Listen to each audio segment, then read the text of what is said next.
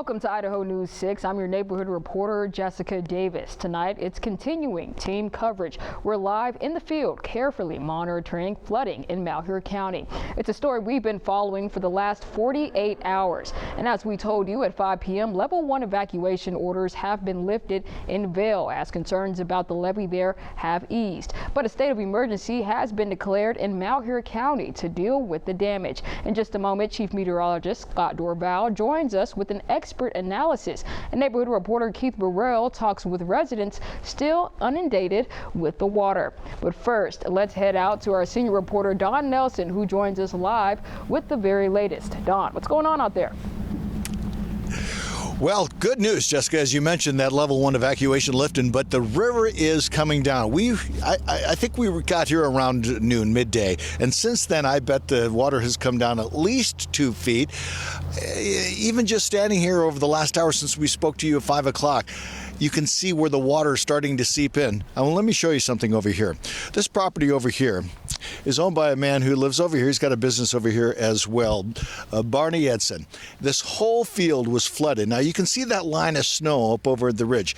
That's where the water came up because the water kind of snuck around the levee from the Malheur River when it was cresting yesterday and came in. This was all full. And what's a good neighbor do? He finds a friend who has one of these. This is a big pump. And he's taking the water from here and dumping it where it should be, over here into the Malheur River. I spoke with not only Barney, but one of the Malheur County commissioners said this is probably the highest they've seen since the 90s. It may be the end of February, but it's not too early to talk about what early snow runoff can do. Have you ever seen the Malheur River this high? I've seen it this high, but it's not doing what it's been in the past. Malheur County Commissioner Jim Mendiloa is referencing to how the Malheur River's flows have changed over the years. I asked longtime resident Barney Edson the same question. You've never seen the Malheur River through Vale this high and fast? That I can remember. Sure, well, yeah. Some other guys, they said back in 93, it was higher in 93. The two areas of concern on Tuesday when the Malheur River rose, 2 spots. One right over here where the levee kind of levels off. The water from the river snuck in behind it and flooded all of this private land on the other side of the river. But the bigger concern was right here as we stand on this man-made levee, that the water was so high and the pressure so strong. It came underneath. Yes, there are rodents that burrow into these man-made levees that add to the problem, but it came into this field, and as you can see about 200 yards away, the fairgrounds area is still flooded. And the big concern is dozens and dozens of homes right over there. Edson's property was flooded from that wraparound water flow, so he called a friend with a large pump and on his own started pumping all that water on his property back into the Malheur River. I got one of Warrington Construction's pumps and just started pumping the water out of it. Barney, was this all water here yesterday? Yeah, right to here this morning. You can see where how muddy it is. It was just right here this morning. So it literally came up. Right in here. The U.S. Army Corps of Engineers spokesman in Walla Walla, Washington, told me they are always concerned about what's known as blistering along levees, and they offer assistance in maintaining or repairing the levee if needed. And I just received this in the last 30 minutes that Malheur Basin Flood Risk Management releases resuming as natural peak flows recede. That is good news. That means what they're going to do is the flood risk management releases from the Malheur Basin reservoirs are planned to resume as early as tomorrow. So this river is receding. I mentioned it with Scott in the 5 o'clock show, and Chief Meteorologist Scott Dorval, the expert on all of this and all of the facts and figures and the records and all that, about when you think of April and maybe early May as the spring runoff. But Scott, as you were so correct, you said some of that they've got so much snow and some of that low elevation snow because of the sun and the temperatures melted now at the end of February, and that's did cause the issue yesterday and early this morning. Yeah, it's that low elevation snowpack, Don. That's what's been melting on off. The upper elevation snowpack, well, that'll start to melt, of course, as it gets warmer and warmer. The good news is that this flooding is going to start to subside here and abate, which is excellent. You take a look at what's happening further to the west here.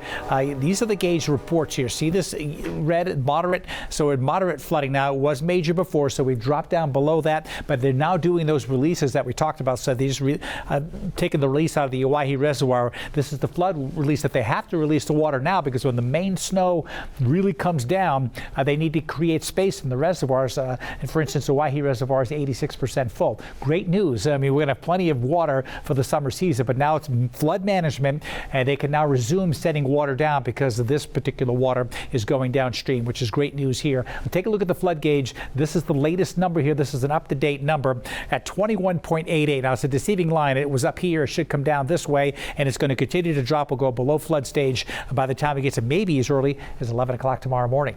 In the meantime, Treasure Valley enjoying an amazing day. 52 degrees. We're getting a little bit of a breeze right now, so it's a little on the cooler side with the breeze, but it's been amazing all day long with these temperatures well into the 50s. 56 degrees in Caldwell today. We're sitting in the mid-50s right now, and so expect a very pleasant evening coming on in. High pressure overhead. That's going to continue to keep us quite nice with this temperature tonight at 31 degrees. Forecast for tomorrow at 57. So yeah, we're talking about some changes coming in. Some beautiful conditions here. Awesome conditions. But Isaiah, the rising river is causing issues not only in the let's see, Vale area and Ontario. No, having an impact a little bit further west. Taking a look at one of the highway closures that's having the biggest impact because of all of this flooding. Not set to open anytime soon. From Gentura over to Harper, Highway 20, that's US 20, is expected to continue to be closed, and you can see all of the flooding that is continuing on. We now send our coverage back out to Eastern Oregon. Our Keith Burrell was speaking with residents in that area on some of the impacts and what we're going to be expecting over the next couple of days. Keith, we'll send it out to you.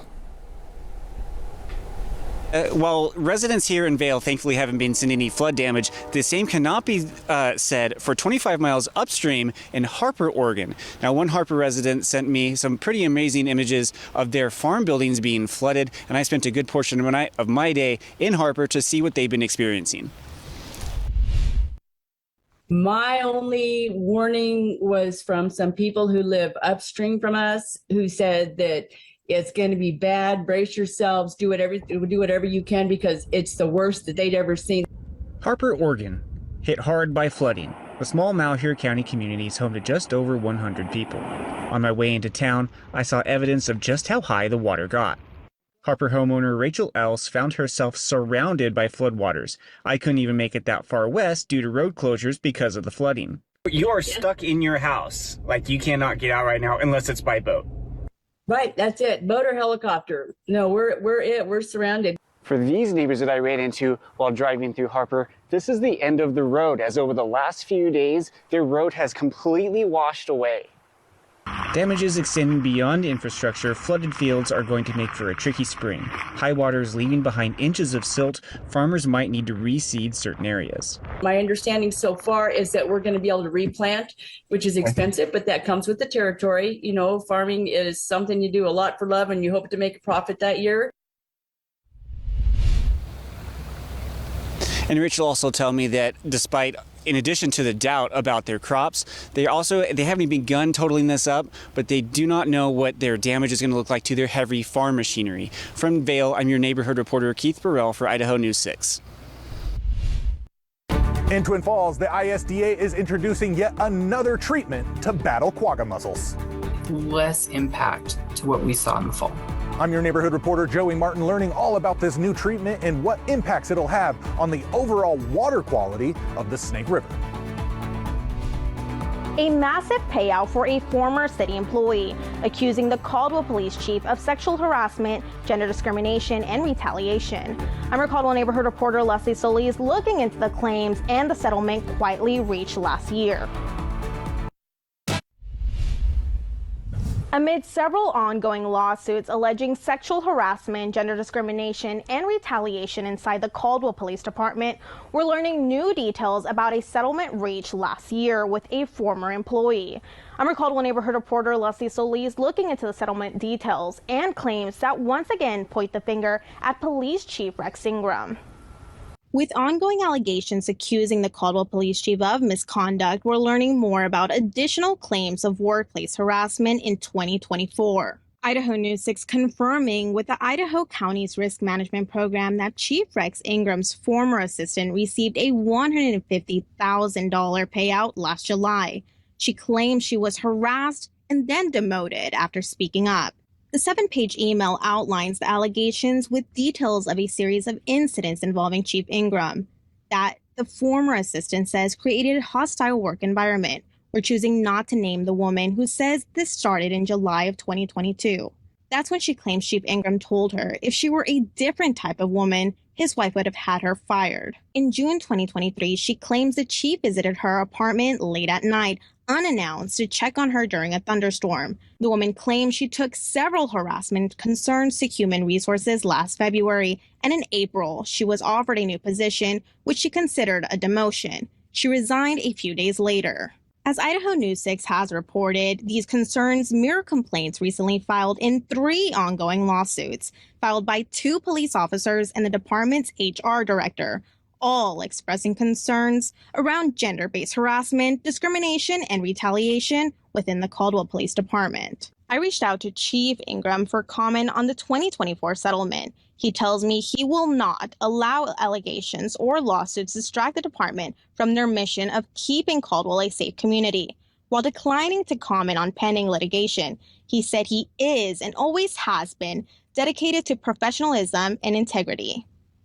I reached out to the former employee at the center of these allegations and have not received a response. I'm your Caldwell neighborhood reporter Leslie Solis for Idaho News 6. I'm Chief Meteorologist Dr. Oval, watching that mild weather push in over the next 2 to 3 days. It looks beautiful. Still tracking this storm system here to find out what it might do as we head towards Sunday. I'll have the very latest information on this coming up next. Scott Dorval with your Idaho News 6 forecast. All right, let's take another look at that graph here. This is the Malheur River at Vale, and we are seeing a steady drop in the river, which is nice. And so here's the latest reading at 21.73. Graph went this way from the moderate flooding now into the minor flooding. Actually, we're into the moderate flooding. We were in the major flooding there, and now it's coming down. We'll continue to come down, but I want you to look here as we go out all the way through the end of the weekend. Notice how the line doesn't get too far below flood stage here. Minor flood stage is 19.5 feet. We're sitting at 17.25. Even goes up a little bit in the forecast here. We've got some mild weather that's going to continue to stream on in, and that's going to be melting more of that low elevation snowpack. But the difference is we don't have moisture. We have rain over snow. It's totally different. Look at these temperatures here. You see the 66 in Medford. That mild weather is streaming to the north and to the east. If you had about 4 inches of snow on the ground and the temperature's at 50 degrees, that snow is going to melt slowly but gradually. But if you took a hose at that same temperature and you just sprinkle some water on there, just think about how much faster that snow melts. That's what happens when you have a rain over snow event, as we call it. That's why we lost so much of that snowpack. So this mild weather won't have as much of an impact because it's dry. We're not getting the rain. But look at these temperatures, 60s to the west, 54 in the Boise area right now. And there you see over the last 6 hours or so, you see that mild weather streaming in from the south. And so we get warmer temperatures coming into Oregon in these same locations. So the river's not going to go dropping way down. We're still going to be melting some of that low elevation snowpack that hasn't melted yet, and we're going to be creeping up a little bit higher into that as this high pressure meanders around for the next couple of days. It's going to keep it above normal, and then we have another system moving in. I'm going to track this for you here. First of all, tomorrow we're still in the 60s, near 70 in Medford tomorrow, even warmer than today as that mild weather continues to stream to the north here. 58 in Boise. If you thought today was nice, wait till tomorrow. Spectacular weather coming on in. So here's the upper level weather pattern. The real cold air is to the north. This is a mild ridge of high pressure here that hangs over us Thursday. A cooler system passes by to the south. This is the big one coming in over the weekend, not on Saturday. On Sunday, this is Sunday at 6:50 p.m. and it shows precipitation coming in towards Boise. Now, everything rotates around low pressure. If this low pressure slides a little further to the north, there's always one place that gets the moisture that comes around. It rotates around and then it disappears. But it can rotate over one spot. If that one spot were to be up over here in northeast Oregon, we could have similar issues. Or we could have rising rivers because you have mild air coming from the south and you have the moisture. So we'll watch that again for Sunday night and Monday to see see where that may set up across the west. But right now, looks like we've got a spectacular weekend coming in. Look at the McCall area this weekend, 48 degrees for high temperatures. So there will be ponding of water on some of the roadways between 4,000 and 5,000 feet as you get that melting coming in. Be careful because overnight temperatures drop into the teens and 20s, and you get that melting in the afternoon, so you get icy spots developing on the roadways each morning.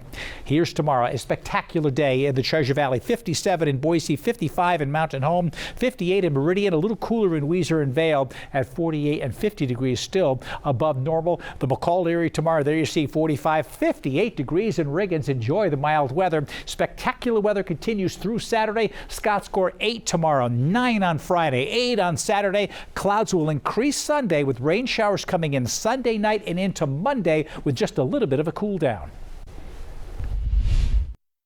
In Twin Falls, I'm learning about the efforts to eradicate the invasive quagga mussels in the Snake River. The Idaho Department of Agriculture is making progress on their newest round of treatment aimed at eliminating the invasive quagga mussels right here in the Snake River. I'm your neighborhood reporter Joey Martin with more on this newest round of treatment as the agency goes for a double punch.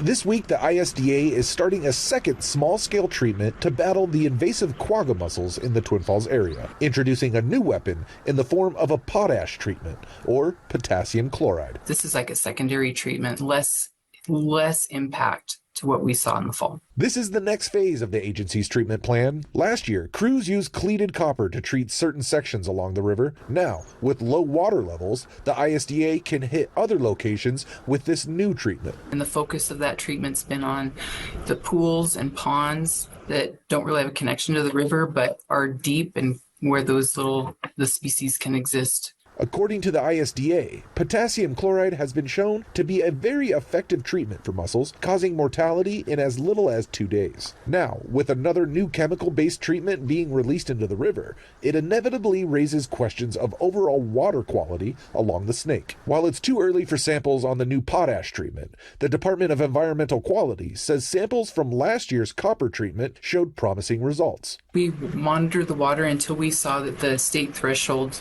waters had been returned to the state threshold for the copper. ISDA says the treatment will last about 15 days and will have no impact on public access areas in Twin Falls to the river. But boat inspections and hot washes are still mandatory. Reporting in Twin Falls, I'm your neighborhood reporter Joey Martin, Idaho News 6. Now we'll look outside from the Treasure Valley Chevy Dealers Tower Cam.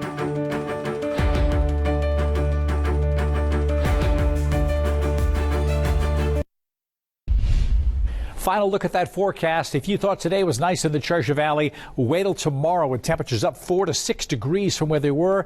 We may have a little bit of a breeze in the morning, making it chilly, but it will get really nice in the afternoon and spectacular weather. I'm going to give it a 9 out of 10 on Friday, an 8 out of 10 on Saturday for a few clouds, and then on Sunday, cloud cover increasing during the day, but then a chance for showers Sunday night and into Monday. Thanks so much for joining us, everyone. Be sure to join Isaiah Sharp tonight on Idaho News 6 to 10 o'clock. He'll get the latest forecast updates for you. In the meantime, have a great evening, enjoy the nice weather, and we'll see you later tonight.